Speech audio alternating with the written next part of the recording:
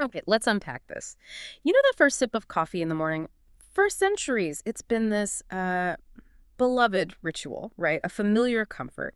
But what if I told you it's far more than just a pick-me-up? What if it's actually a precise science-backed protocol for, well, not just a longer life, but a profoundly healthier one? We're talking about actively slowing down your biological aging clock, sharpening your thinking, even protecting your heart and metabolism. Honestly, when I first dove into the research for this deep dive, I was genuinely surprised by the sheer depth of coffee's impact. Yeah, it's fascinating, isn't it? And what's truly striking here is how much the how matters. How you source your beans, how you actually brew the coffee, even the time of day you drink it. If you do it right, the science shows it's incredible what it can do for your wellness. It's quite profound. But if not, well, you might actually be missing out on some of those really big benefits, or sometimes even introducing unintended downsides. So this deep dive is all about navigating that nuance, really equipping you with the knowledge to turn your daily cup into a truly powerful tool for health and longevity. Exactly. So, our mission today is to give you everything you need to know about optimizing your coffee habit for maximum health and longevity benefits while, minimizing any negative side effects. And this is all based on the very latest, most robust research out there. Let's dive in. Okay, so here's where it gets really interesting for me. It's something that genuinely surprised me when I first learned about it. Coffee actually seems to slow down biological aging, like at the cellular level. We're not just talking about counting birthdays, your chronological age, but literally how your cells and tissues actually deteriorate over time. That's exactly right. And one of the most powerful ways scientists now measure this internal aging process, is through something called epigenetic age. Think of your genes like a huge library of instructions, okay? Epigenetics refers to the little bookmarks or tags that tell certain genes to turn on or off. As we age, these bookmarks change, and that reflects the functional state of our cells and tissues. So the faster your epigenetic clock runs, the quicker your cells seem to age, and the sooner age-related diseases might potentially show up. But the really fascinating part, drinking coffee appears to actively slow this whole process down. We have multiple large-scale studies now showing regular coffee drinkers consistently have significantly younger epigenetic age signatures compared to non-drinkers. Wow, okay. That's a wild concept, coffee literally making our DNA act younger. How does that even happen at such a basic level? And I mean, Yeah. are we talking about a tiny shift or something really noticeable, measurable? Oh, it's remarkably measurable. For instance, there was a recent analysis, huge study, nearly 16,000 people, and it identified consistent beneficial changes in DNA methylation. Those are the precise chemical marks controlling gene activity at 11 distinct sites. And these sites are closely tied to aging, inflammation, and metabolism. Then there was another comprehensive U.S. health survey, and researchers found that each additional cup of coffee corresponded to about 0.12 years younger biological age. 0.12 years per cup. That's Yeah, significant over it time. adds up. And even more strikingly, people who drank 3 or more cups per day had something like a 34% to 41% lower chance of accelerated biological aging compared to non-drinkers. And yet another multi-ethnic study using these advanced epigenetic clocks backed this up. It showed regular coffee intake correlated with roughly zero point 0.7 to a full year reduction in epigenetic age for each daily cup consumed. So for you, our listener, that's not just some, fancy scientific term. It means your daily coffee habit could quite literally be helping to rewrite the biological clock inside your cells. That's incredible detail about our cells and DNA. Absolutely fascinating. But the big question for everyone listening is, okay, what does this cellular level effect actually mean in terms of real-world longevity? How much longer are we really talking about, and what's the proof? Well, the proof is pretty solid now. Consistent, robust scientific evidence shows regular coffee drinkers do, in fact, live longer. They have up to about a 27% lower risk of dying from any cause compared to non-coffee drinkers, which, depending on various factors, of course, can translate to almost 2 extra years of life. 2 extra years, that's substantial. It is. And here's a really crucial point. Even decaf coffee delivers a similar overall longevity benefit, which strongly suggests that it's not just the caffeine. Compounds beyond caffeine, like the polyphenols and chlorogenic acids we hear about, are likely powerful anti-aging agents. They're working at that fundamental cellular level, making coffee a potent longevity tool, regardless of whether it has caffeine or not. It's truly remarkable how the whole perception of coffee and heart health has shifted. I mean, for decades, right? That old villain narrative, coffee being bad for your heart, it just kind of lingered. What was the core of that concern back then? And what was the I guess, the breakthrough or the new understanding that just completely flipped that perspective? Yeah, that's a great question because the narrative has completely flipped, hasn't it? The old concerns, they were largely based on, well, early, less rigorous observational studies.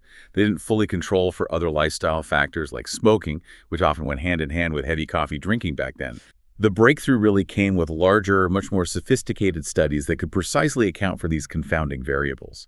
And what we know now is that coffee significantly reduces cardiovascular disease risk. We're talking about 10% to 15%. It protects against heart attacks, stroke, and dying from cardiovascular-related causes. So protective, not harmful. Exactly. And here's where it gets even more counterintuitive, maybe. Despite those historical concerns about caffeine and heart rhythms, caffeine uniquely appears to reduce the risk of developing arrhythmias, those irregular heartbeats. And it seems to be dose-dependent. 2 to 3 cups daily are linked to about a 12% lower risk. And get this, 4 to 5 cups associated with a 17% lower risk. Wait, more coffee, less arrhythmia risk? That seems backwards from what we used to hear. I know, right? But the data is quite consistent. And interestingly, decaf doesn't offer this specific arrhythmia protection, which really points to caffeine's unique role here in somehow stabilizing heart rhythms. So the true insight here isn't just that coffee is neutral for your heart, it seems to be actively protective. Okay, so from protecting our heart, let's pivot to another really vital system, our metabolism, how our body processes energy. For decades, we've kind of debated coffee's role here too. What does the latest research tell us about its, profound impact on metabolic health, particularly blood sugar and energy? Oh, it's a huge story there as well. Regular coffee intake, especially around that 2 to 3 cups per day mark, consistently reduces your risk of developing metabolic syndrome and type 2 diabetes. And the reduction is significant by as much as 60%. 60%. Yeah, that's a massive impact. And one of the primary reasons for this really profound metabolic benefit, appears to be coffee's ability to activate something called AMPK. That's AMP-activated protein kinase. Think of AMPK as your cell's master energy manager. It gets activated when your body needs to be efficient with fuel, like during fasting or if you're in a calorie deficit or after intense exercise. And compounds in coffee like caffeine and those chlorogenic acids, again, they can actually flip that AMPK switch on. So when that metabolic switch, AMPK, gets flipped on, what exactly does it signal our cells to do? What happens? Right, so when AMPK turns on, it basically tells the cell, okay, time to conserve fuel, burn fat efficiently, take up glucose from the blood, and maybe pause unnecessary growth pathways. So by boosting AMPK activity, coffee helps the body become more efficient at using energy and maintaining healthier blood sugar levels over the long term. This chronic, mild AMPK activation is a leading explanation for coffee's metabolic benefits. But it's probably not the only one. We also see improvements in the gut microbiome, reduced inflammation, enhanced fat burning. They all likely play roles. Now, there is a bit of a twist here, and it's important to address this nuance. Coffee can acutely, meaning right after you drink it, raise fasting blood glucose in some individuals. And it might slightly decrease insulin sensitivity in the short term, largely due to that immediate sort of adrenaline-like effect. Hold on, that's a really important nuance. So for someone who might be carefully managing their blood sugar already, maybe they're pre-diabetic or watching it closely, how significant is that acute rise? Should they be concerned, or does the long-term benefit really outweigh that short-term blip for most people? That's a fantastic question, and it's definitely a common concern. For most people, the overall long-term effect is overwhelmingly protective. While you might see a temporary, usually mild spike in blood sugar right after drinking coffee, the sustained chronic intake actually improves glucose tolerance over time. It reduces triglyceride levels and significantly lowers that long-term diabetes risk. Think of it like a transient blip for a much larger sustained benefit down the road. Coffee ultimately seems to make our metabolic machinery healthier, more responsive, and better able to protect itself against age-related metabolic problems. So the key takeaway here is that the long-term systemic benefits for metabolic health generally far outweigh any acute temporary fluctuations for most individuals. Okay, this next one, when I first heard this, I was genuinely astonished. Coffee, which, was once controversially labeled a potential carcinogen, is now actually known to reduce cancer risk. That's just a massive shift in understanding. It absolutely is, and it's such a powerful example of how scientific understanding evolves, isn't it? From the 1990s to about 2016, yeah, coffee did carry that possible carcinogen label, but that was based on, frankly, weak and often confounded evidence. The main concern back then revolved around acrylamide, a chemical that forms naturally when you roast coffee beans. Now, while acrylamide has caused cancer in lab animals at very, very high doses, the levels you typically find in coffee are minuscule. A standard brewed cup has maybe 2 to 5 micrograms of acrylamide. You'd need to drink like 25 to 50 cups a day to even hit the conservative reference level. Wow. Okay, so the acrylamide fear was overblown. Massively overblown, yes. What we now know definitively is that coffee does not increase your overall cancer risk. In fact, the evidence is really compelling that it significantly reduces it, particularly for certain major cancers. Okay, so how does coffee actually protect us against cancer then? What's the mechanism underneath that flipped that whole narrative so completely? Well, the evidence is truly compelling now. Each daily cup of coffee you drink is associated with roughly a 15% to 20% reduction in liver cancer risk and about a 10% lower risk of endometrial cancer, with the maximum benefits seen around 4 to 5 cups per day. The International Agency for Research on Cancer, the IRC, recently acknowledged this protective role and officially removed coffee from their list of possible carcinogens. Mechanistically, coffee seems to actively reduce DNA damage, which is, one of the fundamental triggers of cancer. There was this really compelling randomized controlled trial where people drinking dark roast coffee daily had a 23% reduction in their DNA double-stranded breaks compared to drinking water alone. 23% reduction in DNA breaks. That sounds huge. It is. These are among the most severe forms of genetic damage, kind of like what you'd see from ionizing radiation. So by actively reducing these breaks, coffee might not only protect against cancer directly, but also potentially help maintain telomere length. Telomeres are those protective caps on our chromosomes. Longer telomeres are linked to slower cellular aging and better genomic stability. And studies have actually found that regular coffee drinkers do tend to have longer telomeres compared to non-coffee drinkers. So it's protecting DNA and maybe even slowing cellular aging through telomeres. Exactly. And mechanistically, coffee triggers our cells to activate something called NRF2. Think of NRF2 as like a master cellular switch that ramps up our body's own antioxidant defenses, including boosting glutathione production, and enhances our natural capacity for DNA repair.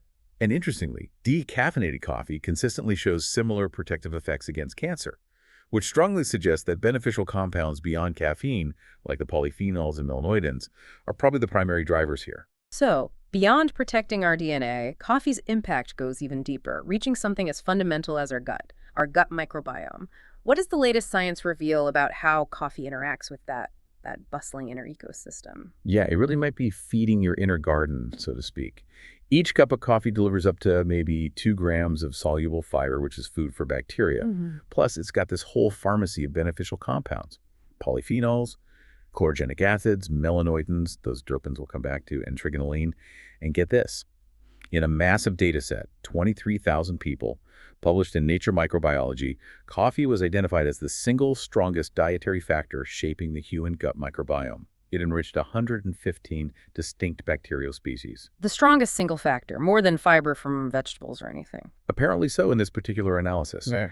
And one specific species, called Lactobacter, shows up almost exclusively in habitual coffee drinkers. It's like a microbial coffee fingerprint. And the species, and others, ferment the coffee fiber and polyphenols into incredibly bioactive compounds. Okay, so this Lactobacter and other bacteria are essentially feasting on coffee compounds. What do these beneficial compounds they produce, like short-chain fatty acids or SEFAs, what do they actually do for us once they're made in the gut? Exactly. They're feasting, and the byproducts are fantastic for us. These short-chain fatty acids, SCFAs, are incredibly beneficial metabolic byproducts. They do things like tighten the gut barrier integrity, making it harder for unwanted stuff to leak into the bloodstream. They call that leaky gut. They also dampen inflammation throughout the body, and they improve insulin sensitivity, contributing back to that better metabolic health we talked about.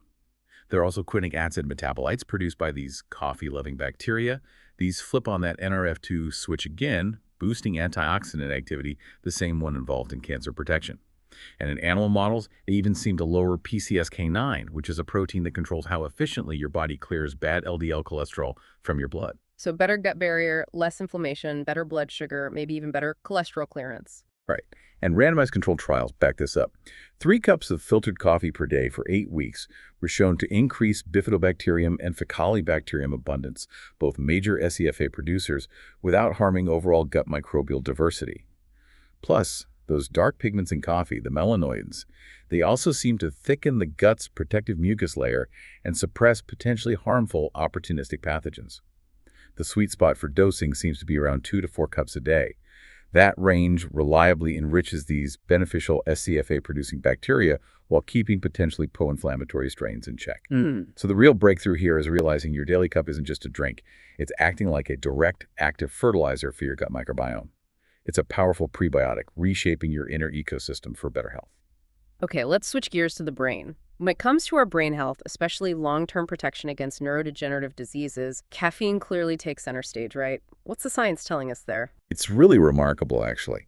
Regular caffeinated coffee drinkers, typically those consuming around 3 or more cups per day, showed a significant reduction in the risk of developing Parkinson's disease and Alzheimer's disease.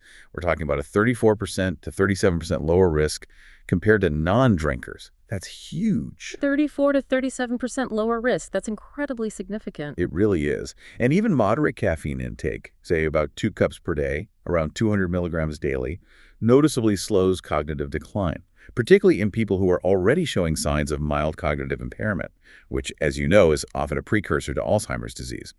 A lot of the magic here seems to be how caffeine interacts with specific brain receptors, primarily one called the adenosine A2A receptor. Adenosine A2A receptors. Okay, break that down. How does caffeine interaction with them provide that kind of protection? All right, so think of it like this.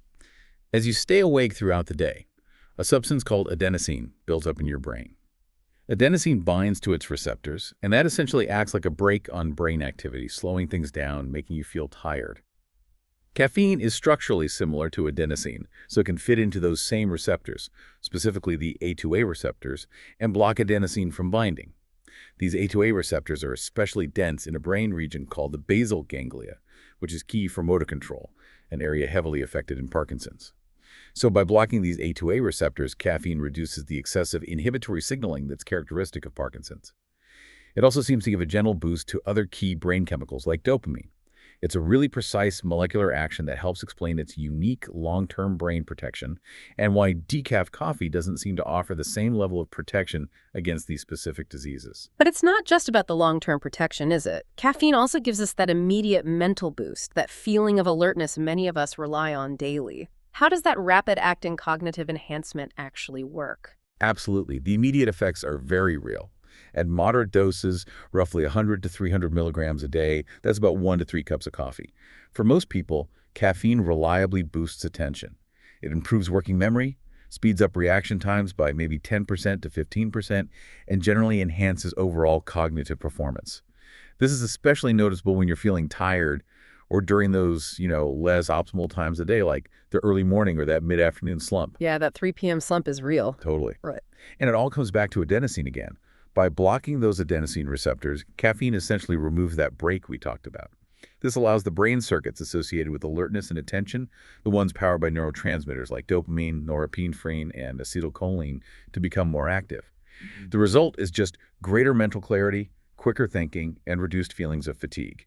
Pretty straightforward, but very effective. Now, it's easy to think it's all about the caffeine when we talk about coffee's brain benefits, but coffee is such a complex brew, isn't it? Does it have other brain-boosting compounds at play, maybe things that work even without the caffeine? That's very true, and an important point. Coffee contains several other bioactive compounds, especially polyphenols, like the chlorogenic acids, that independently benefit the brain, even without caffeine. So decaffeinated coffee, which preserves these polyphenols, can still do things like improve blood flow and oxygen delivery to active brain regions. That process is called neurovascular coupling. These polyphenols also seem to increase levels of brain-derived neurotrophic factor, or BDNF. BDNF, right? I've heard of that. It's like fertilizer for the brain. Exactly. Think of BDNF as Miracle-Gro for your brain cells. It's essential for neuroplasticity, learning, memory formation, and overall brain health. Just as an example, studies have shown that a single serving of coffee fruit extract, which is rich in these compounds, can boost circulating BDNF levels by over 140%. Wow. Yeah. Plus, these coffee polyphenols also act as powerful antioxidants and anti-inflammatory agents in the brain, activating protective cellular pathways just like they do elsewhere in the body. And interestingly, there seems to be a synergy. A small amount of caffeine, maybe around 75 to 100 milligrams, actually appears to improve your body's absorption of these beneficial polyphenols. So while caffeine clearly drives many of coffee's immediate cognitive enhancements, and those specific long-term neuroprotective effects against Parkinson's and Alzheimer's. The rich blend of other bioactive compounds in coffee absolutely delivers meaningful brain benefits even without the caffeine kick. Okay, shifting from the brain to the body. Caffeine is arguably the most studied, most reliable performance enhancer out there for physical activity, right? What's the sort of science-backed dosage, and how much of a real gain can athletes or even just, regular active individuals expect? That's absolutely a fact. It consistently improves performance across endurance sports, strength training, power output, even cognitive tasks that athletes need, like focus and reaction speed. The science generally points to an optimal dose range of about 3 to 6 milligrams of caffeine per kilogram of your body weight. So practically speaking, if you weigh around 70 kilograms or 154 pounds, that's roughly 200 to 400 milligrams of caffeine, which translates to about 1 to 4 cups of standard coffee, depending on its strength, of course. Okay, 200 to 400 milligrams. And what kind of performance boost are we talking? You typically see about a 3% to 5% improvement in performance in endurance events, like running or cycling. Maybe 2% to 4% in strength or power-based activities, like weightlifting. And even a noticeable 10 to 15% bump in cognitive skills important for sports, like focus and reaction time. Timing matters too. Caffeine usually peaks in your bloodstream around 45 to 60 minutes after you drink it, and the performance-enhancing effects generally last about 2 to 4 hours. So you want to time that for competition or your intense workouts. Right, but more isn't always better here, is it? There's a limit. Definitely a limit. There's a clear ceiling to caffeine's benefits. Going beyond about 400 milligrams, maybe 6 milligram max, rarely provides additional performance gains. And it significantly increases the risk of negative side effects like anxiety, jitters, increased heart rate, and crucially, sleep disruption later on. So finding your optimal dose within that 3-6 milligram range is key. And just to be clear, decaf coffee does not offer these same physical performance benefits. It's caffeine doing the heavy lifting here. Okay, this is crucial for maximizing those longevity benefits we started with. When you drink, your coffee is surprisingly important. I know for myself, I used to just grab coffee whenever I felt tired, but the science here seems quite specific about timing. It really is specific, and it comes down largely to our circadian biology, that internal clock governing our sleep-wake cycles, hormone release, metabolism, everything. Recent large-scale studies are telling us something pretty fascinating. People who consume their coffee exclusively in the morning show significant longevity benefits compared to those who spread their caffeine intake throughout the day. Exclusively in the morning. Yeah. Specifically, morning-only coffee drinkers experience about a 12% lower risk of death from all causes and an impressive 31% lower risk of cardiovascular-related death compared to non-coffee drinkers. But people who drank coffee later in the day or spread it out didn't show these same robust health benefits in those studies. So why is that morning timing so critical? I mean, many of us, myself included, might be tempted to grab that afternoon coffee to beat the slump. What actually happens when we consume caffeine later in the day that seems to undermine these long-term benefits? Well, caffeine consumed late in the day is a powerful disruptor of that internal clock. Controlled lab studies show that caffeine taken even, say, 3 hours before your natural bedtime can shift your internal clock later by roughly 45 minutes to an hour. Wow, like an hour of jet lag. Effectively, yeah. Yeah. It's like giving yourself a mini dose of jet lag every single day you do it. The result is delayed melatonin release, disrupted sleep patterns, reduced deep sleep quality, and ultimately that can compromise your health over time. But caffeine consumed early in the day actually seems to work with your natural circadian rhythm. It supports alertness when you should be alert. It might help reinforce stable cortisol timing and potentially help anchor your internal clock, which optimizes your metabolism and cardiovascular health for the day. So the science-backed protocol for coffee timing is pretty clear now. Aim to stop all caffeine intake at least 8 to 10 hours before your natural bedtime. 8 to 10 hours. So for most people, that means cutting off caffeine around noon or early afternoon, basically. Exactly. 2 to 3 cups of coffee, consumed primarily in the morning, seems to be the ideal zone. That range provides maximum protective benefits without that significant negative circadian disruption. And hey, if you love the taste of coffee and want to enjoy it later in the day, decaf is a great option. You'll still get many of the polyphenol benefits without messing with your sleep. Okay, this next point was maybe the most surprising revelation for me personally. How you actually brew your coffee dramatically changes its chemical makeup and, by extension, its health impact. It's not just about taste anymore, is it? No, it really isn't just taste. This is a critical one for maximizing the health benefits. Coffee beans contain these unique oily compounds. We call them terpenes. They're basically fat-soluble components of the bean itself, specifically cafestol and kawile. Now, unfiltered brewing methods, think French press, espresso, Turkish or boiled coffee, even some stovetop percolators, they allow these terpenes to pass through into your cup in higher concentrations. And that's the problem, right? These terpenes. What exactly do they do once they're in our body that we need to worry about? Exactly. That's the potential issue. These terpenes, especially cafestol, significantly raise LDL cholesterol, so-called bad cholesterol. We're talking increases of 10 to 30 milligrams per deciliter within just a few weeks of consistent consumption of unfiltered coffee. 10 to 30 points on LDL? That's a big jump for some people. It can be, yes. And that clearly increases cardiovascular risk over the long term. Additionally, some research has linked very high consumption of boiled coffee, like 8 or more cups per day, to a nearly doubled risk of dementia. And there are some potential, though less clear, associations with pancreatic and respiratory tract cancers at very high intakes of unfiltered coffee. Okay, so if unfiltered lets these problematic terpenes through, what's the solution? What's the best brewing method for longevity and avoiding these downsides? Filtered coffee consistently stands out as the best choice for longevity and overall health. Paper filters are the key here. They effectively trap these oily terpenes while still allowing the beneficial water-soluble polyphenols and other compounds to pass through into your cup. One major cohort study found that regularly drinking filtered coffee was linked to about a 15% lower all-cause mortality and a 20% lower risk of cardiovascular-related mortality compared to non-drinkers. And when it comes to cognitive health, filtered coffee was associated with up to a 50% lower risk of dementia compared to not drinking coffee. Unfiltered coffee didn't show that same protection. 50% lower dementia risk with filtered coffee. That's huge. It's a massive difference.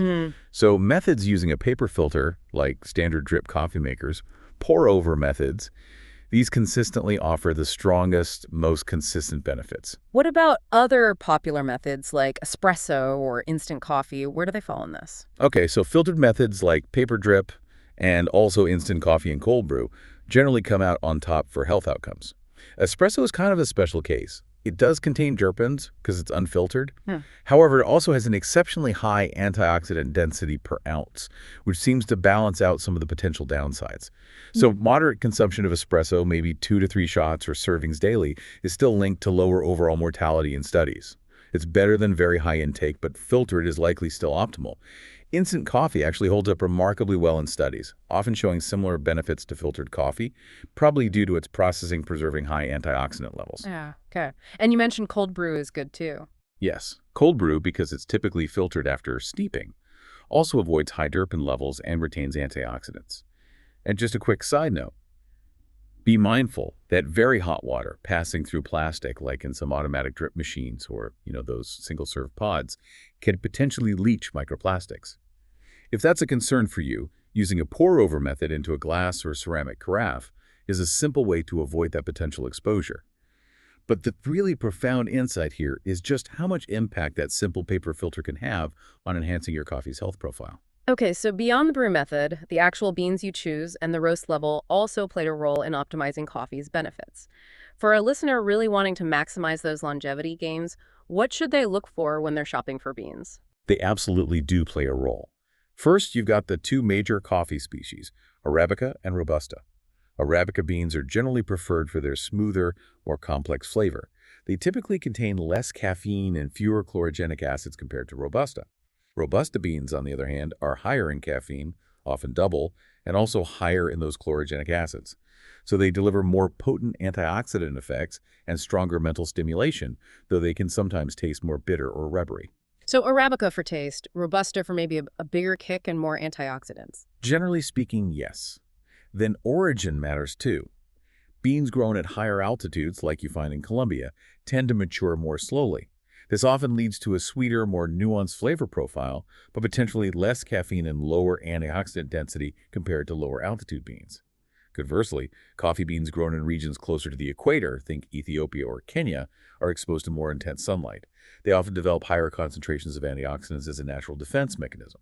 Soil type, like mineral-rich volcanic soils, can also contribute to complex flavors. Okay, so if someone wants maximum antioxidants and caffeine, maybe Robusta, or an Arabica from near the equator like Ethiopia. That would be a good bet, yes. If you prefer milder stimulation and a sweeter taste, then a higher altitude Arabica, perhaps from Colombia or Central America, might be ideal. And then there's the roast level. Antioxidant levels generally peak around a light to medium roast.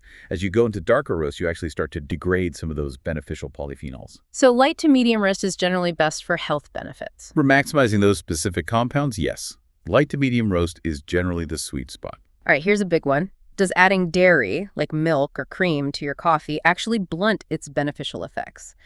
This is a question I hear all the time, and I know the answer isn't just a simple yes or no. That's correct. It's nuanced, and it's a really common question.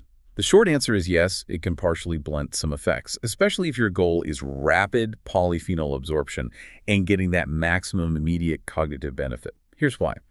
Milk contains proteins, primarily casein and whey. These proteins bind quite tightly to coffee's main antioxidants, those chlorogenic acids. These protein polyphenol complexes then slow down the early absorption of these antioxidants in your small intestine. This reduces that sharp, immediate surge of polyphenols into your bloodstream by maybe 20% to 30%. So you still get them eventually, but not that quick hit. Exactly. You're not necessarily losing the total amount over time, but you're significantly delaying their appearance in the bloodstream and possibly modifying how they're metabolized later on in the colon by gut bacteria. So if you're drinking coffee specifically for those immediate brain-enhancing effects like improved cognition right away, rapid antioxidant activity, early anti-inflammatory signaling, then black coffee, or coffee with minimal protein added is really the way to go. Even small amounts of dairy can significantly blunt that rapid polyphenol availability. Okay, so black coffee is best for those immediate cognitive perks. What about popular additions like MCT powder? Does that have the same effect? And what's the larger caution maybe about things like heavy cream and saturated fat, especially for people drinking multiple cups a day? Right, good questions. Medium-chain triglycerides, or MCTs, behave differently from dairy proteins. Unlike casein and whey, MCT oil or powder does not seem to bind to polyphenols in coffee, so it won't significantly delay their absorption in the same way milk does. In fact, adding MCT to your coffee could potentially enhance cognitive benefits through a totally different pathway by increasing ketone levels in your body. Ketones provide an alternative, rapidly available energy source for your brain cells. However, there is a critical point to consider, especially with heavy cream and also potentially high doses of MCT powder. Both contain substantial amounts of saturated fat. Right. If you're consuming multiple cups of coffee daily, say 3 or 4 cups, and adding heavy cream or large amounts of MCT to each, you could easily be taking in an extra 15, 20, maybe even more grams of saturated fat per day just from your coffee additions. Wow, that adds up quickly. It really does. And consistent high saturated fat intake does tend to elevate ApoB containing lipoproteins. Those are key protein markers on bad cholesterol particles like LDL. And high ApoB is considered a primary driver of cardiovascular disease risk. So while occasional use of MCT or cream is likely fine for most people, having it multiple times a day with heavy additions might have a significant negative impact on your lipid profile over time. If you want to keep your ApoB levels in check while still maximizing coffee's direct health benefits, sticking with black coffee, or perhaps small amounts of unsweetened plant-based milks like almond or oat milk, which are low in protein and saturated fat, is probably the wiser strategy for frequent drinkers. Okay, let's tackle a common concern that gets a lot of buzz online sometimes. Mold toxins or mycotoxins in coffee. Is this something people really need to worry about with their daily cup? Yeah, it's definitely a common concern, but let's try to cut through the noise with the actual science. The primary mycotoxin people worry about in coffee is called ochratoxin A, or OTA. Now, while high chronic doses of OTA, far, far above anything you typically encounter in coffee, can be harmful to the kidneys and potentially carcinogenic, large-scale global surveys consistently show that more than 95% of commercial coffee samples are well below the internationally established safety limits for OTA. These limits already have large safety margins built in. And importantly, the roasting process itself destroys roughly 70% to 90% of any OTA that might have been present on the green beans. Oh, roasting gets rid of most of it. A very significant portion, yes. And then the brewing process removes even more, leaving the final amount that actually ends up in your cup extremely low, far below any scientifically established health risk level for typical consumption patterns. In fact, look at the big picture. Epidemiological studies consistently show that coffee drinkers actually have a reduced risk of liver and kidney diseases. That's exactly the opposite of what you'd expect if low-level mycotoxin exposure from coffee was a significant health issue. So, for the vast majority of coffee drinkers, using typical coffee bought at the store, it's really not a practical concern then. And are there any simple practical steps someone could take if they were still feeling a bit worried about it? That's right. For most people drinking moderate amounts of commercially available coffee, any potential mycotoxin exposure is minimal and almost certainly far outweighed by coffee's proven substantial health benefits. But if you are still concerned, there are a few simple steps you can take for extra peace of mind.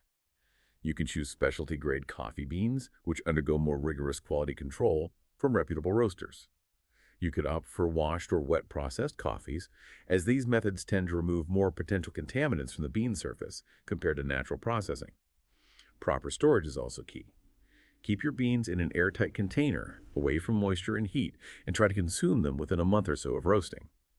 And finally, using paper filters when brewing can help capture not only terpenes, but potentially other residual compounds as well. But honestly, the bottom line here is that coffee's proven cardiovascular, metabolic, cognitive, and neuroprotective benefits are substantial and well documented. They really do seem to far outweigh any theoretical mycotoxin concern, especially when you source and handle your beans with just these basic, simple precautions. While we're on common concerns, let's touch on decaffeination methods briefly. People often wonder how the caffeine is removed. Most decaffeination processes historically, and still commonly, use chemical solvents, typically methylene chloride or ethyl acetate. Now, those names can sound a bit concerning, I know, but the levels permitted in the final decaf coffee product are extremely low and very strictly regulated, generally far below any thresholds considered remotely harmful by agencies like the FDA. Independent testing consistently shows that actual residues of these solvents in commercial decaf coffee are often undetectable, or at levels far, far lower than the FDA's already stringent safety standards. So that's quite reassuring. So, the chemical solvent methods are generally considered safe. Yes, based on the regulations and testing data. However, if you prefer to avoid chemical solvents entirely, there are excellent alternatives available now. The most common are the Swiss water process, which uses only water and activated carbon filters, or carbon dioxide CO2 decaffeination, which uses pressurized liquid CO2 gas.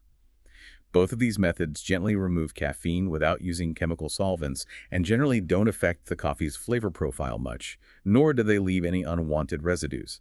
They also reliably eliminate the caffeine while keeping most of those beneficial polyphenols, antioxidants, and other coffee oils largely intact. So the science really shows that decaf coffee, regardless of the specific method used to produce it, is generally safe and still offers beneficial health effects overall, thanks to preserving those powerful non-caffeine compounds. Okay, this sounds like it could be a potential game changer for some listeners. Can you actually add something to your coffee to maybe amplify its cognitive benefits and, importantly, reduce those sometimes unpleasant jitters that some people experience from caffeine? Yes, you absolutely can, and it's a really fascinating synergy that's well supported by research. A particularly effective compound to pair with caffeine is L-theanine. L-theanine is an amino acid that's naturally found in green tea, and it readily crosses the blood-brain barrier. It works synergistically with caffeine in a really interesting way. Caffeine boosts alertness, right? By blocking adenosine and boosting dopamine and norepinephrine. That's great for focus, but sometimes it can lead to that feeling of being wired, anxious, or jittery. L-theanine, on the other hand, seems to increase calming neurotransmitters like GABA and glycine in the brain. It also promotes the generation of alpha brainwaves. These are the brain rhythms most associated with a state of calm, attentive, relaxed alertness. Think wakeful relaxation without causing drowsiness. So caffeine for alertness, L-theanine for calm focus. Exactly. By pairing the two, you're essentially smoothing out caffeine's potentially sharp stimulatory spike. It leads to a more focused, calm, yet still alert state. It takes the edge off the caffeine buzz for many people. That sounds like a really powerful combination for anyone who loves their coffee but maybe wants to minimize that edgy or jittery feeling. What's the recommended kind of dosage for L-theanine to take alongside coffee for these effects? Yeah, multiple human studies have looked at this. They consistently show that combining roughly 100 to 200 milligrams of L-theanine with about 100 to 150 milligrams of caffeine, which is approximately the amount in a standard 8-ounce cup of coffee, significantly improves cognitive performance. Compared to caffeine alone, the combination leads to enhanced sustained attention, faster reaction times, better accuracy on demanding cognitive tasks, and importantly, participants report notably fewer feelings of anxiety or jitters. So about a 1.1 or 2.1 ratio of L-theanine to caffeine seems effective. That's generally the range, yes. 100, 200 milligram L-theanine with 100 to 150 milligram caffeine. This combination is considered really safe, it's been well studied, and it's very low risk at these typical doses. You can easily find L-theanine as a supplement, often in powder or capsule form. The powder dissolves pretty readily in coffee and has minimal taste effect. But it's really important to make one thing absolutely clear. L-theanine does not counteract or remove caffeine's sleep-disrupting effects if taken too late in the day. Ah, good point. So it smooths the jitters, but doesn't make late-day caffeine okay for sleep. Precisely. You still absolutely need to adhere to that stop caffeine early rule we talked about for protecting your sleep and circadian rhythm. But if you're looking for that calm, sustained, jitter-free cognitive boost from your morning coffee, adding L-theanine is a really powerful, scientifically validated tool to consider. So when we bring all of this together, what's the big picture? What does this all mean? Coffee, when you consume it correctly, really is a genuinely powerful tool, isn't it? It's clearly not just a beverage. It's looking more like a scientifically supported intervention for longevity and profound well-being, influencing everything from our DNA and our epigenetic age right through to our brain performance and our cardiovascular health. It's quite literally reshaping our biology in beneficial ways. Exactly. And if you connect this to the bigger picture, it really underscores the power of making informed daily choices. That protocol we've outlined, maybe 2 to 3 cups daily, ideally filtered coffee, consumed primarily in the morning, keeping those additives minimal, perhaps considering strategic additions like L-theanine if needed. That really emerges as a science-backed approach for maximizing coffee's truly profound benefits. It seems to actively influence the fundamental mechanisms of biological aging right down at the cellular level. It nourishes our crucial gut microbiome. It helps fight off major chronic diseases. I think the true breakthrough here is this growing understanding that your simple daily cup of coffee, done right, can be a deliberate, potent, and quite enjoyable step towards a longer, healthier life. So as you savor your next cup of coffee, maybe consider not just that immediate pick-me-up or the comforting ritual, but also that invisible dance of complex compounds within it, actively working in the background to potentially reshape your biology for the better. And maybe ask yourself, how might this deeper understanding transform how you think about other simple daily habits? Could they also be powerful longevity strategies hiding in plain sight? We really encourage you to reflect on your own coffee habits and explore how some of these insights might be applied in your own life.